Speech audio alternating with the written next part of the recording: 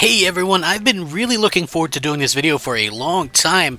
I put together a list of all the original Xbox 360 launch titles, and I wanted to revisit them. Obviously, November 22nd, 2005 is a huge day if you're an Xbox fan.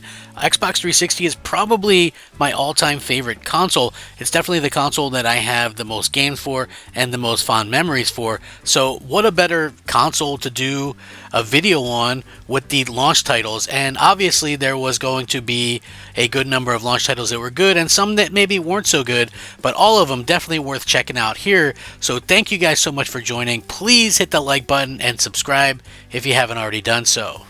Amp 3 is a game that I think doesn't really get as much love as it really deserves.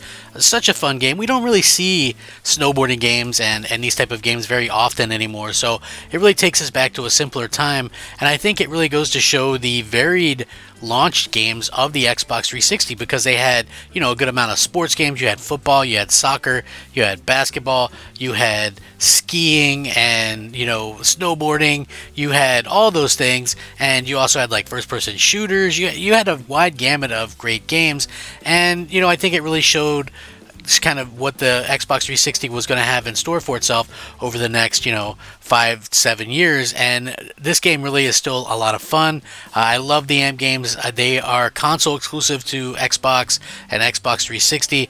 They don't make them anymore, clearly, but still, just a fun game to kind of try out and play. Not a very expensive one either, and this one happens to be backwards compatible, so yeah, even better.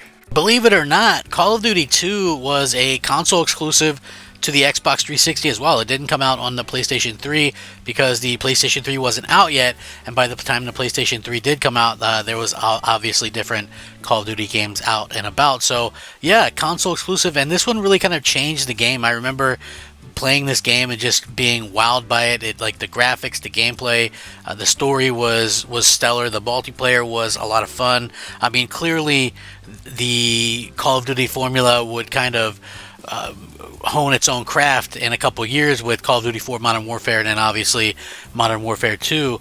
But this game is very charming and still has a lot of fun to it. Still looks great, and I think it plays really good too. So it's got a very interesting story, and we don't get a lot of the World War II stuff anymore, and I can understand why. People are kind of sick of it. We had a point where everything was World War II, but if you haven't played this game, give it a try. It's so much fun. Condemned Criminal Origins was such a neat title because you usually don't get horror titles like that for launch games, and I think Sega really did a fantastic job with this game. First person, it's got kind of that spooky ambiance to it, and I remember getting a Game Informer magazine, RIP Game Informer by the way, and just seeing this for the first time and being blown away by it. I just thought that we were never going to get any better graphics in this, and it was just the most stunning thing I'd ever seen. And really, it was just such a great looking game, and it impressed the hell out of me so much that I knew that I just had to get an Xbox 360. Obviously, later on I would see Gears of War being played, and I knew I had to have a 360 anyway. But yeah, this game is so much fun. This one is also one of those games that's backwards compatible, so if you're going to pick it up and play through it, why not? So much fun, and trust me, there's a lot of scares in this one. I'm not much of a soccer guy, but obviously the FIFA games were a huge staple on the Xbox 360 and helping it to become such a success, not only in America, but obviously in Europe and things like that. So FIFA 06 Road to the FIFA World Cup is naturally a game that they launched the console with, and I think they were pretty happy with it. Now listen, I have not played a lot of these types of games. I'm not a big soccer guy, as I mentioned earlier, but it's pretty fluid and easy to understand. I couldn't score a goal to save my life, but it was still kind of an interesting experience to play through the game. And I also think that it was very smart to have your bases covered in terms of pretty much every sport. And even though I'm more of a NFL football fan, it's still nice that they decided to kind of cover and allow a soccer game to kind of be there, since soccer is like the most popular sport in the world.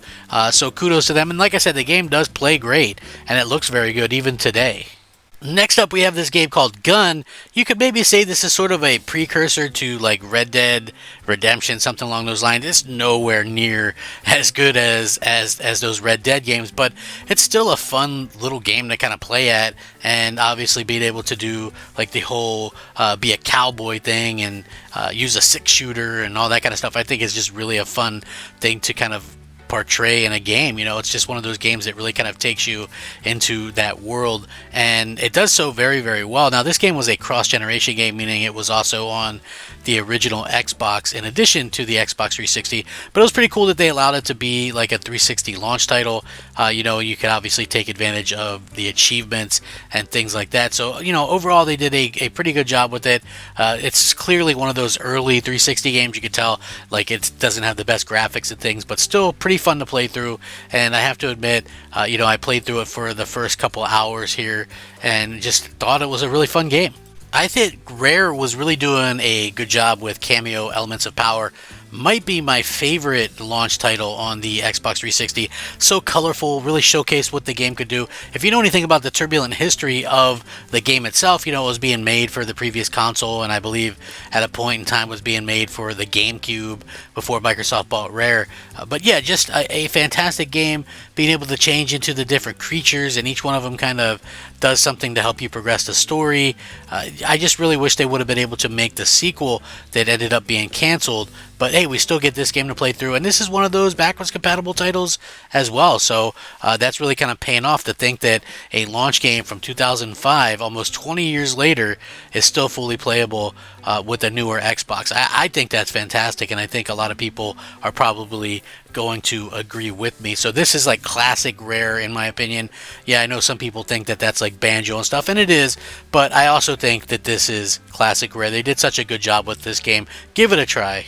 Every console launch needs a sports game like Madden, right? So obviously Madden 06 was a cross-gen game, and I think, it's an okay game. It certainly looks good, but I think the thing that really kind of takes it out of this is I don't believe that there is like an announcer for the games. I could be wrong. I didn't hear an announcer, and I can't remember if back in the day there was one or not, but this was actually a pretty easy game to get 1,000 gamer score on out of 1,000. And you don't really see that too much with the newer Madden games. It's always kind of some kind of nonsense that you have to kind of run back and forth with to be able to do that. But yeah, this one was fairly simple, fairly straight ahead, and still plays pretty good. I had to play as the Ravens and smack down the Pittsburgh Steelers just a little bit. But again, it just brings back so much nostalgia. A fun game, but nowhere near the best Madden. This is just another Madden, another cog in the machine, and this one actually missing features considering it was a next-gen launch title. The sports games keep on coming. We have NBA 2K6, which was a game that was featuring Shaquille O'Neal on the cover. And, again, this is a basketball game. I don't know how many of you are basketball fans, but it played pretty well. Like, to be honest with you, I'm not a huge basketball guy. I'm not in the know. Back in the day when I was younger, we used to watch the Bulls games and Michael Jordan and stuff like that, but it was just like we knew we were watching something great that was going to be, like a once-in-a-lifetime thing. With these newer things, like I get the idea of the game, and I used to, play basketball a little bit when I was a kid and stuff, but overall, yeah, just a pretty fun game. It handles definitely well. For me, I thought that maybe this wasn't the best 2K game. I've played a few different NBA 2K games, and this one wasn't the best one, but still, fairly decent for the price. And, again, having another sport in that lineup could make all the difference. So, yeah, give it a try. Remember when the 2K franchise had some rivalry, something to kind of compete against it with NBA Live? Well, NBA Live 06, as you can see, and to me, I don't know, like I had an easier time playing NBA Live 06 than I did 2K6, but that's just me, and like I said, I'm not a basketball expert or anything like that. It was just, for me, easier to kind of get the controls down and kind of work the characters and the people and get them to like dunk and be a little bit more accurate with my shot and play defense and things like that. Like I didn't look at any of the button configurations on how to play. I just was like able to go, okay, well, here's this and here's the boost and here's how I think you should be able to dunk or whatever. And that's pretty much how it was. And I gotta say, man, it was pretty fun, playing a couple quarters of this. And I thought that the 2K game was also good, but not as good as this. So if you're looking for that old school throwback, you might want to try this one out. Of course, every console launch needs racing games, and thankfully, the Xbox 360 didn't disappoint. We have Need for Speed Most Wanted, which a lot of people kind of look to as one of the best racing games and one of the best Need for Speed games in the history of Need for Speed. Needless to say, the game still looks and plays incredibly well. You would obviously think that a game being almost 20 years old would really kind of hamper it, but I found it to be quite playable and quite fun to actually kind of jump into and see what it could do. Like the controls, everything handled extremely well. I didn't feel like I was kind of out of my element or out of my league. They just really did a good job with it. And I gotta say, hey, I've played a lot of Need for Speed games, and this is probably still one of the top tier ones in terms of accessibility and playability. So I would definitely say, give it a try. This is a little bit more of an expensive game on the list, but hey, nothing wrong with that. I think that, it's definitely worthwhile. Didn't I promise, plenty of sports games? Well, here we go with NHL 2K6. Yeah, believe it or not, NHL 2K6 was a thing, and it came out at the launch of the Xbox 360. Man, I can't really remember many games NHL wise that launch with current consoles. Like, I'm trying to think of some, and I haven't really been able to think of any. But yeah, this one's a solid game in the entry in the franchise. They did a pretty good job with it. I think that at the end of the day, it's a hockey game. So if you're a hockey fan, you'll probably find something enjoyable here. If you're not, then you probably won't find something enjoyable. But it's still just something that I think that it's easy to kind of pick up and play. The controls aren't horrible or anything like that. And like I said, it's just fun. If you know the basics of hockey, then you'll probably understand and enjoy this game incredibly well. So yeah, give it a shot. So Rare had a couple of games for the launch of the Xbox 360. Clearly, I'm a bigger fan of Kameo Elements of Power, but a lot of people like Perfect Dark Zero. I know it's a little bit of a controversial take because I thought Perfect Dark Zero was a pretty fun game. It's not a amazing game, but I think it's in that 7.5 out of 10 range, which is plenty fun and plenty good enough for a launch game because a lot of times nowadays when a console launches, they don't really have anything much to really kind of showcase what you can do. I thought this was fun to kind of throw in this game as a way to say, hey, we've updated Perfect Dark, which in many ways a lot of people don't know. Perfect Dark was going to be GoldenEye 2, and then they lost the rights to that, so they switched it around and made Perfect Dark. So realistically, when you play through Perfect Dark on a Nintendo 64, that's really GoldenEye 2, and so this could be GoldenEye 3, who knows. But I know it's kind of controversial to say that it's good or pretty good, but I like it, and it is backwards compatible. Wall Textures the Game, what a great launch title, am I right? Actually, it is Peter Jackson's King Kong, and I remember seeing this and just being blown away by the textures of everything in this game, because coming from like the PS2 to this, I mean, the original Xbox did have some texturing ability and things like that, but overall, to be as impressed as I was with this game, I just think it's a phenomenal thing. And this game is still fun to kind of pick up and play. First person shooter, I know it's a movie license game, but it's not bad, and it's pretty simple to get the all 1000 gamer score on this. Yes, this is a game that is kind of expensive nowadays, but it's still, in my opinion, a really, really fun game, and something that most people can probably enjoy regardless of when they played it. If you played it back in the day, you're going to enjoy it. If you're playing it for the first time, you're probably going to enjoy it. I just feel like it's a pretty decent game, especially for a launch title. Project Gotham Racing 3. What a fun game to kind of play through. This is the precursor of the games that we got now, which is like the Forza Horizon games, which I absolutely love. So this is like more, not really a sim racing game, just more kind of a racing game that is, more of a bit of an arcade.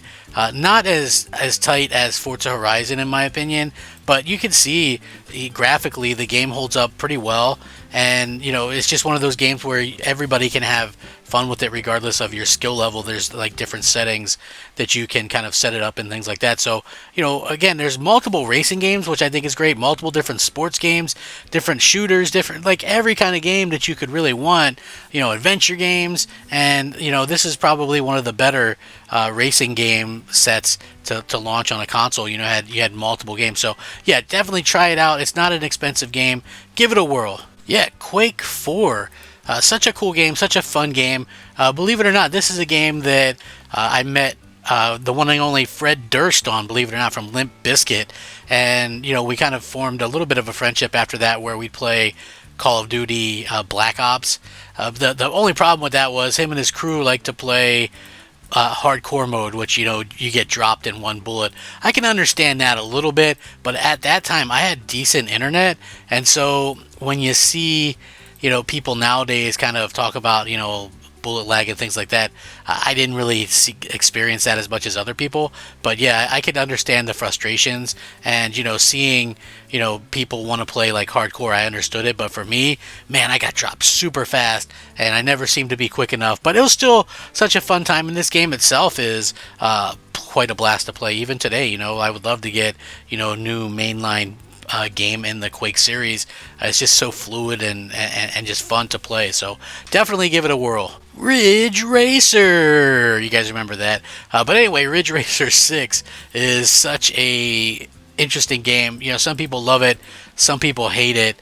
For me, it's just okay. It's not great. It's definitely not the best racing game on this list. It sort of plays a little bit awkwardly to me anyway, like the controls and things, they seem a little bit stiff, but still a fun game, and definitely I think a little bit of a departure from some of the other Ridge Racer games. But in general, it doesn't hurt to give it a try. It could be your particular thing. You never know. People like playing all different types of games. People enjoy playing Bloodborne. I didn't, but a lot of people did, and people still ask for the game. But for like Ridge Racer, I think this one is different enough to where if you didn't like the old ones, maybe you'll like this one. But if you absolutely love the old ones, you're probably going to want to skip this one. But still an interesting game. And, this one's an okay price game. You can get it for about $25. So, hey, you might want to give it a try. Next up, sort of an interesting game, which is one that I kind of struggled with mightily. Tiger Woods PGA Tour 06. Yeah, like I said, there was a lot of very interesting and fun sports games. They covered everything, I guess except for baseball, because whatever. But yeah, it was very interesting because you have your golf games, there's football, there's soccer, you got racing, snowboarding, so much stuff. And like I said, I'm not a golf aficionado, so it's not exactly my forte, but this game was kind of fun. I probably, if I could have taken a little bit more time with it, I probably could have been better at it. But, it's still kind of fun to just go in there and play a game and kind of mess around and things like that. I always think of, that Lee Carvalho Simpsons quote or whatever from the show. And I'm not going to put that in here. I know you guys expect it, and I like to do the unexpected. But yeah, so this was one, and it's not a very expensive game either. And there's much better ones out there, I'm sure. The newer ones are way better. But this one is very simplistic, which I think says a lot and could be helpful to people new to golf. So not only do we get some interesting sports games and interesting games in general, but we get a Tony Hawk game too, and I think that's a pretty understated game to say the least. A lot of fans of Tony Hawk's. I think the Xbox 360 era of Tony Hawk games was pretty solid, pretty straightforward. I'm not sure if everybody feels that same way, but I feel like there were clearly those games went south at a particular point. But yeah, I gotta say that this one is one of the ones that's pretty fun, and it stays true and tried and true to some of the original ideas of the Tony Hawk games. Because my favorite memories of Tony Hawk, I think it was like playing on the Dreamcast. I don't remember which ones those were, maybe Tony Hawk 1 or 2. I think at first one of them was on the demo disc or something, and I was just like, man, this is so much fun. And, they tried to up themselves each time, and, just kind of a blast to play. So, yeah, definitely worthwhile. This one could be a little bit expensive, though, so be wary of that.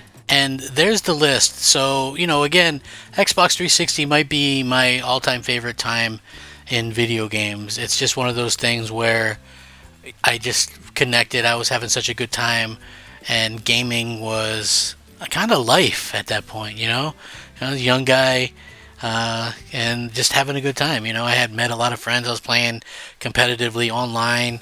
There were so many great games and great memories. Halo 3, Call of Duty, Modern Warfare 2, Gears of War trilogy, of course, BioShock, Assassin's Creed, Mass Effect, Dragon Age.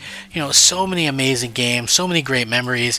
Hopefully you guys have some good memories of the Xbox 360 as well. And if not, then hopefully this video helped you understand what an amazing time that actually was. So thank you for joining me on this journey today. Please leave a like and possibly consider subscribing if you enjoy my content, and we'll catch you next time.